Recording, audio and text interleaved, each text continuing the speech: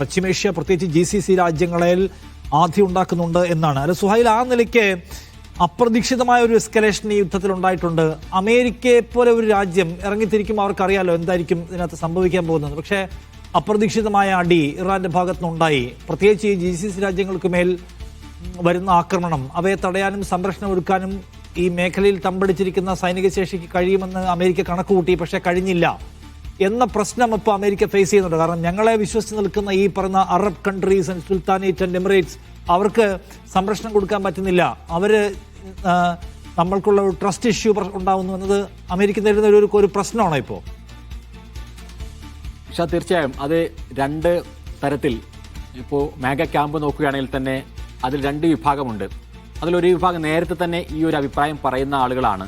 പ്രത്യേകിച്ചും സുരക്ഷാ ഉപദേഷ്ടാവ് തുളസി ഗബാർഡ് അടക്കമുള്ള ആളുകൾ, അതേപോലെ തന്നെ വൈസ് പ്രസിഡന്റ് JD വാൻസ് ഉൾപ്പെടെയുള്ള ആളുകൾ ഈ യുദ്ധം വിനാശകരമായിരിക്കും, നമുക്ക് നല്ലതല്ല എന്ന് നേരത്തെ തന്നെ പറയുകയും പലപ്പോഴും ഈ യുദ്ധം തുടങ്ങുന്നതിന് തൊട്ട് തലേ ദിവസം മുമ്പ് വരെ JD വാൻസ് വിവിധ മാധ്യമങ്ങൾക്ക് നൽകിയ അഭിമുഖത്തിൽ ഇറാഖ് അധിനിവേശത്തെയും അതേപോലെ തന്നെ അഫ്ഗാനിസ്ഥാൻ അധിനിവേശത്തെയും ഒക്കെ മുൻനിർത്തിക്കൊണ്ട് ഇത് നല്ലതല്ല എന്ന നിലപാടിൽ മുന്നോട്ട് പോവുകയാണ്. പക്ഷേ US സ്റ്റേറ്റ് സെക്രട്ടറി ആയിട്ടുള്ള മാർക്കോ റൂബിയോയുടെയും അദ്ദേഹത്തിൻ്റെ നിലപാടുകളുടെയും ഒരു പശ്ചാത്തലത്തിലാണ് ഈ യുദ്ധം നടന്നിട്ടുള്ളത്. പ്രത്യേകിച്ചും ഈ സയനിസ്റ്റ് ലോബി മാർക്കോ റൂബിയോ വഴിയാണ് ഡൊണാൾഡ് ട്രംപിലേക്ക് ഈ ആശയം മുന്നോട്ട് വെച്ചിട്ടുള്ളത് എന്നൊക്കെയാണ് അമേരിക്കൻ മാധ്യമങ്ങൾ പറയുന്നത്. അപ്പോൾ ഈ തരത്തിൽ നോക്കുകയാണെങ്കിൽ ഈ യുദ്ധം എന്തായിരുന്നാലും ഇങ്ങനെ തുടങ്ങുകയാണെങ്കിൽ ഗൾഫ് മേഖല അസ്വസ്ഥമാകും എന്നുള്ളത് എല്ലാവർക്കും അറിയാവുന്ന കാര്യം തന്നെയായിരുന്നു. അത് തടുത്തു നിർത്താവുന്ന ഒരു കാര്യവും അമേരിക്ക ചെയ്തിട്ടുമില്ല. ആകെ അവർ ചെയ്തിട്ടുള്ളത് അവരുടെ ബേസുകളിൽ നിന്ന് അവരുടെ സൈനികരെ പരമാവധി പിൻവലിക്കുക, അതേപോലെ തന്നെ പരമാവധി അവരുടെ ആയുധങ്ങൾക്ക് നാശമില്ലാതിരിക്കാൻ വേണ്ടിയുള്ള സംവിധാനങ്ങൾ ഒരുക്കുക എന്നുള്ളത് മാത്രമാണ്. എന്നിട്ട് പോലും 3 US സൈനികർ കൊല്ലപ്പെടുന്ന സാഹചര്യമുണ്ടായി. അത് അമേരിക്ക തന്നെ സമ്മതിച്ചു. 5 സൈനികർക്ക് ഗുരുതരമായി പരിക്കേറ്റിട്ടുണ്ട്. അത് കുവൈത്തിലാണ് എന്നാണ് നമുക്ക് മനസ്സിലാക്കുന്നത്. അപ്പോൾ അവരുടെ സ്വന്തം സൈനികരെ പോലും രക്ഷിച്ചെടുക്കാൻ അവർക്ക് ഗൾഫ് മേഖലയിൽ സാധിച്ചിട്ടില്ല. ഈ ഒരു സാഹചര്യത്തിൽ ഇനി എന്ത് മുന്നോട്ട് പോകണം? അപ്പോഴാണ് ഡൊണാൾഡ് ട്രംപ് ഈ രണ്ട് പക്ഷത്തിൻ്റെയും ഒരു കാര്യം ഡൊണാൾഡ് ട്രംപിൻ്റെ മനസ്സിലും അദ്ദേഹത്തിൻ്റെ വാക്കുകളിലും തെളിയുന്നത് നമുക്ക് കാണാൻ കഴിയും. ഇത് യുദ്ധം ഇറാനുമായുള്ള സംഘർഷത്തെ തുടങ്ങിയ ആ ചർച്ചകൾ തുടങ്ങിയ ഘട്ടം മുതൽ തന്നെ നമ്മൾ കാണുന്നതാണ്. ഒരു ഭാഗത്ത് അദ്ദേഹം ചർച്ചയെക്കുറിച്ച് പറയുന്നു. അത് സ്വാഭാവികമായും ഗൾഫ് മേഖലയും അതേപോലെ തന്നെ തൻ്റെ സ്വന്തം മേഗ ടീമിലുള്ള ആളുകളെയും തൃപ്തിപ്പെടുത്താനുള്ള ചില വാക്കുകൾ പറയും. പക്ഷേ ആത്യന്തികമായി വിജയിക്കുന്നത് ഇസ്രായേലിൻ്റെ താല്പര്യങ്ങളും അതേപോലെ തന്നെ സയനിസ്റ്റ് ലോബി മുന്നോട്ട് വെക്കുകയും അതിനെ എടുത്ത് ഉപയോഗിക്കുന്ന മാർക്കോ റൂബിയോ പക്ഷത്തിൻ്റെ നിലപാടുകളെയുമാണ് പലപ്പോഴും ഡൊണാൾഡ് ട്രംപിൻ്റെ നയനിലപാടുകൾ അത് പ്രാവർത്തികമാകുമ്പോൾ മുന്നിട്ട് നിൽക്കാറുള്ളത് അതാണ്. അപ്പോൾ ഈ ഘട്ടത്തിൽ ഇത്രയേറെ സൈനിക സന്നാഹങ്ങൾ ഒരുക്കി, മെഡിറ്ററേനിയൻ കടലിൽ വൻ കപ്പൽ പടയൊരുക്കി, എല്ലാ ആയുധങ്ങളും ഉപയോഗിച്ചുകൊണ്ട് CIA എല്ലാ തരത്തിലുമുള്ള നിരീക്ഷണ ക്യാമറകളും ഇങ്ങോട്ട് കൊണ്ടുവന്ന് വ്യോമ പ്രതിരോധ സംവിധാനങ്ങൾ ഒരുക്കി, ഇത്രയേറെ പണം ചെലവഴിച്ചുകൊണ്ടുള്ള ഒരു സംവിധാനം അത് എന്തെങ്കിലും ലക്ഷ്യങ്ങൾ നേടാതെ മുന്നോട്ട് പോവുക, അതിൽ നിന്ന് പിന്തിരിഞ്ഞു പോവുക എന്ന് പറയുന്നത് അമേരിക്ക ചെയ്യാൻ സാധ്യതയില്ല എന്ന് തന്നെയാണ് യുദ്ധവിദഗ്ധർ പറയുന്നത്. അതുകൊണ്ടാണ് ഡൊണാൾഡ് ട്രംപിൻ്റെ പ്രസ്താവന 4 ആഴ്ചയോളം ഇത് നീളും എന്ന പ്രസ്താവന ഏറ്റവും കൂടുതൽ പ്രസക്തമാകുന്നത് അവിടെയാണ്. കാരണം ഇപ്പോൾ നോക്കുക, ഈ മേഖലയിൽ നിന്നുള്ള സമ്മർദ്ദം അത്രയേറെ ശക്തമാണെങ്കിലും നെതന്യാഹു പറയുന്നത് ഈ സമയമാണ് അതിന് ഏറ്റവും അനുയോജ്യമായ സമയം എന്നുള്ളതാണ്. നെതന്യാഹു പറയുന്ന ഒരു പ്രധാനപ്പെട്ട കാര്യം, ഖാംനായി കൊല്ലപ്പെട്ട് കഴിഞ്ഞു, ഇനി അവിടെ ഒരു പവർ വാക്യൂം ഉണ്ടാവുകയാണ്. സ്വാഭാവികമായും നന്നായി അടിക്കുകയാണെങ്കിൽ അവരുടെ സൈനിക ശേഷി പൂർണ്ണമായും തകർക്കാൻ കഴിയും.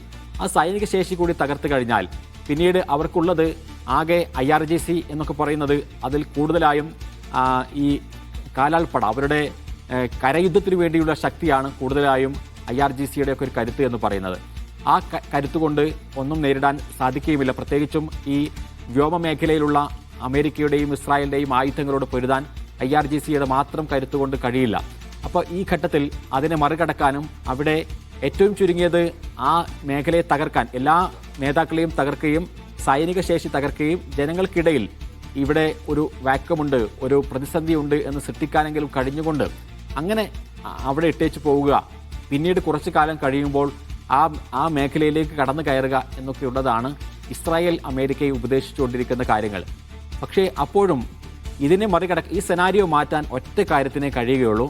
ഇസ്രായേലിലേക്ക് ഇന്നലെ വീണതുപോലെയുള്ള കുറച്ച് മിസൈലുകൾ കൂടി വീണാൽ നിലവിലുള്ള സ്ഥിതിവിശേഷത്തിൽ എന്തെങ്കിലും മാറ്റങ്ങൾ ഉണ്ടാകും. ഇന്നലെ തന്നെ നമ്മൾ കണ്ടതാണ് ഈ ജെറുസലേമിന് 30 കിലോമീറ്റർ ഇടയിലുള്ള പ്രദേശത്ത് ഈ മിസൈൽ വീഴുകയും ബങ്കർ ബസ്റ്റർ എന്ന് നമുക്ക് പറയാവുന്ന തരത്തിലുള്ള സംഭവമാണ് അവിടെ നടന്നത്. അവിടെ ബങ്കറുകളിൽ കഴിയുന്ന ആളുകൾക്കിടയിലേക്കാണ് ഈ ഒരു മിസൈൽ വീണത്. 9 പേർ കൊല്ലപ്പെട്ടു, 23 പേർ ഗുരുതരമായി പരിക്കേറ്റ ആളുകളാണ്. അവരെ റബൽസിനിടയിൽ നിന്നാണ് എടുത്തത്, ഹോസ്പിറ്റലിലേക്കാണ് അവർ കൊണ്ടുപോയത്. സാധാരണ പരിക്കേറ്റിട്ടുള്ള ആളുകൾ അതിൽ കൂടുതലുമുണ്ട്. ആ 23 പേര് മരണത്തെ കാത്തു കഴിയുകയാണ്.